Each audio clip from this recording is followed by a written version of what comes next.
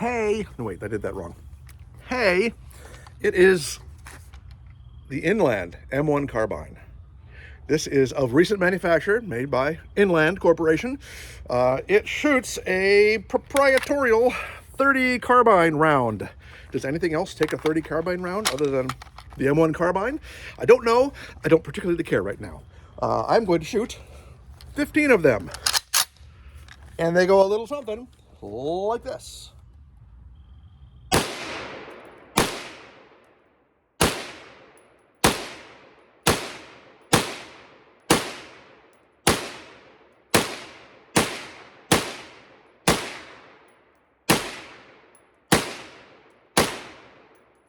Right? Yep, 15. Ooh, that is very comfortable to shoot and kind of noisy, wouldn't you say? I do have one thing I want to try. I always want to get the accessories for any weapon I get, and so of course I got the bayonet because I have to get the bayonet.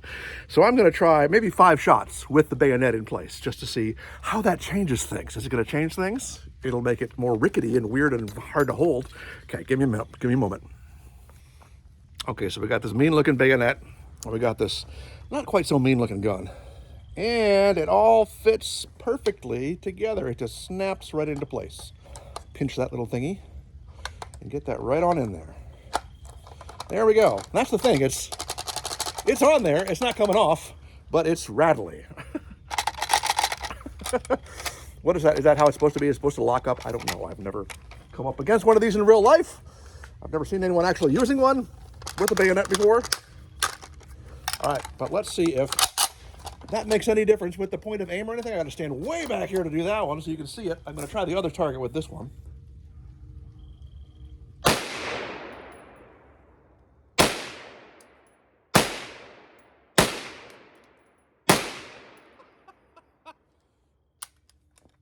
Well, I don't know much, but I'm pretty sure that's not how it's designed to work. But, you know, I still shot the guy. So is this really needed for anything anyway? Probably not. Okay, let's talk about it some, and we'll come back and shoot it one more time. It is the M1 Carbine. It is a beautiful, beautiful piece of manufacturing. I grew up thinking the M1 Carbine was the carbine version of the M1 Garand. I mean, they're both called M1, right? And they look similar in that they're wood and metal, and they have black and brown, but they're completely different weapons. This was developed in the 1930s and early 1940s as something for people other than frontline combat troops to carry. If you were the guy carrying the mortar rounds, or if you were, you know, a cook or whatever, and you wanted to be armed with something in combat more than a pistol, and that's what this was meant to replace. This was meant to replace a pistol. This was meant to be something with more firepower and greater range than a pistol. And in that is exactly what it is, and it's great at that. I think that maybe they were fielded more than they were initially intended to, and more of them showed up in combat. And, you know, by the end of the war, there were lots of accounts of people saying they don't have the stopping power of the Garand. Of course they don't. The M1, the 30 carbine and the 30-06, which is what the Garand fires. Duh, yes, this is more powerful. But, you know, in that it was better than a pistol, you can't argue with that. It held 15 rounds. This was one of the complaints also initially, was that the magazine release and the safety were easily mistaken for one another in combat, at least in some cases. And so they did make a lever safety later in the war. This is made by Inland Manufacturing. Most of the M1s during the war were made by the Inland division of General Motors, the automobile company, and a lot of other companies made them too. Inland Manufacturing, the current company, started making these in 2014. They have nothing to do with General Motors. And they're lovely. I mean, they're made to be kind of inexpensive. I think this was about $1,000 when I got it used. A word about the bayonet lug. The M1 carbines didn't have bayonet lugs until towards the end of the war. Very few of them saw service in the war with bayonet lug. But supposedly the people who were issued this rifle were often issued the M3 fighting knife, which is this, which was probably easier to get into than this modern one is. And they said, you know, it'd be really great if we could have a bayonet on this thing. And so they added that toward the end of the war. Also, toward the end of the war, they made the M2 version, which is select fire, semi/fully automatic. And a few of them, M2s, were, by the end of the war, were being fielded, fully automatic M1 carbines, M2s. And they probably looked a little something like this, because I was talked into getting some of these 30-round mags when I bought this. Unfortunately, this does not work with this very well. I mean, if I could fiddle with it more, it looks good. It looks great. It looks like an M2 carbine. But they don't load very easily. They're not reliable, and it's not made to use these, essentially.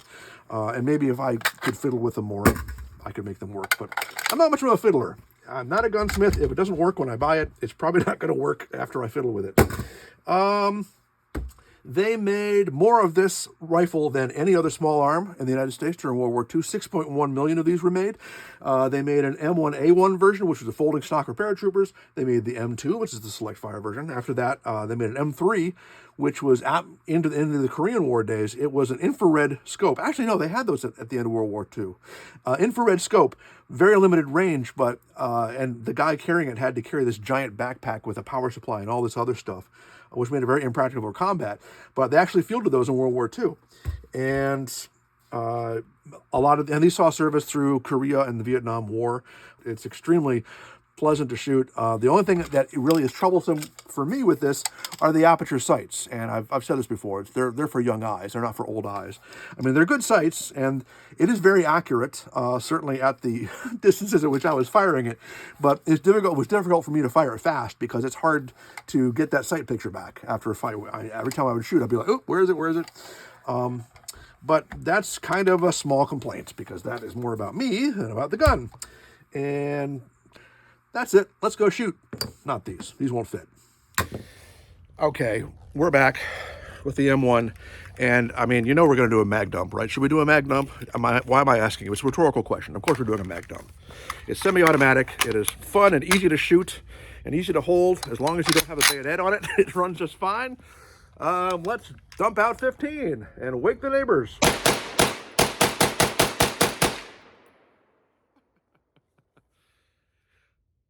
You probably can't hear me yet. 3, 2, 1. Okay, hi. Okay, well, that was fun. And let's go take a look at... Oh, that didn't shoot them all. Well, that was fun, but I'm not done shooting yet. Good thing I wasn't counting, and good thing I didn't pull the trigger again. Ooh, that was an empty shell. It did not eject. That's a shame. Let's do these from the hip. What do you say? Oh, I had my hand in the wrong place right there. That was dumb. Uh-oh. Man, we are exposing more about me than about this weapon. That's a live round. Okay, let's just try. Well, let's use the sights. That's what the sights are for. Now we're done, right? Wow, except for this one. Man. Okay, well, I don't think there's anything wrong with this weapon. I think there's a lot wrong with me. I think I've proved that time and again. And we're going to give one more round, and we're going to do it with exquisite, careful, very careful. Okay, now we're done. Are we done? Let's make sure. Yes, we're done. See? Okay, let's go see how we did. Yes, well, as you would expect with a rifle at short range, those are my aimed rounds, and yes, that's pretty much where I aimed. The 5 I did with the bayonet, at least one of them is that bullseye. I know that. And by the way, your eyes aren't deceiving you. You're not drunk. Maybe you are. I have no idea. But there was obviously some issue with the printing of these targets. So it's not you, it's me. But yeah, our blazed rounds are all over the place, but yeah, those ones with the bayonet were just as good. So obviously not something to use with a bayonet, at least not that bayonet. But it is a beautiful, wonderful, historic little weapon, and easy to shoot, powerful enough to, I mean, you could probably hunt with it, depending on what you're hunting. You probably can't hunt Cape buffalo with it, I can't imagine, but pretty much anything else. And very portable and small and relatively light. If you have not guessed yet, I really love this rifle.